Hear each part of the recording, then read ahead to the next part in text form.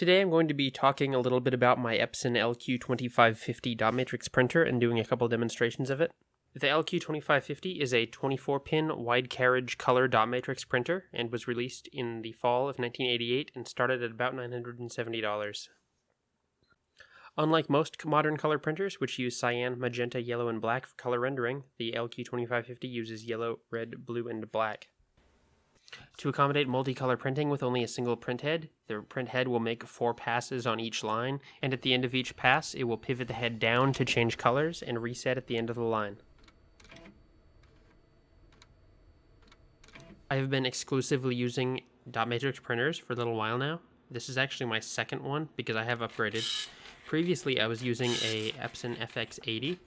However, I was running into issues where it wouldn't print small text on some documents because the 9 pins just wasn't enough resolution. Unfortunately, these days, printing on a printer this old is a bit of a roundabout process. Normally, you would just be able to use the generic 9-pin or 24-pin Epson drivers, but the catch with those is they don't support color. In theory, you should be able to use the generic Epson LQ series drivers, but in my experience, those just make the printer print garbage and then spool the paper endlessly till it runs out. I've also tried the drivers that are available for CUPS, Common Unix Print Server, but all of those also only seem to do black or will print garbage until it runs out of paper.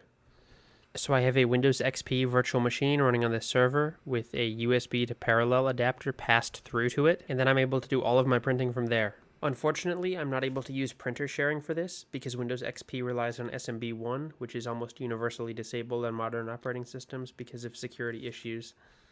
First, I transfer the file into a local web server.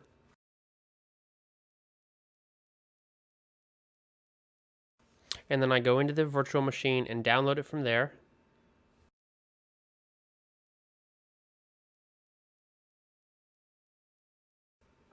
And then I'm able to print it normally.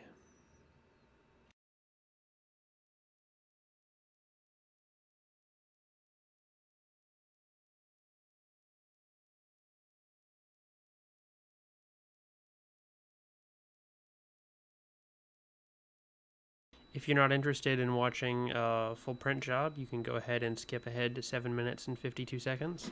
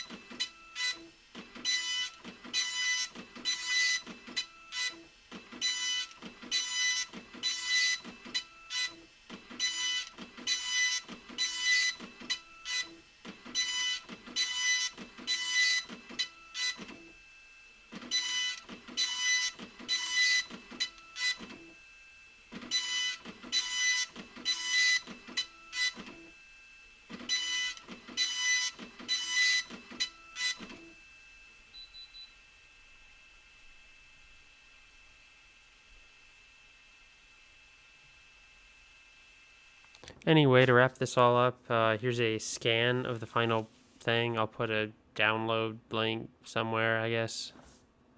I don't really have a lot more to talk about this because I didn't exactly plan. I just decided, oh yeah, hey, I'll make a video because I'm kind of bored and it's a Saturday.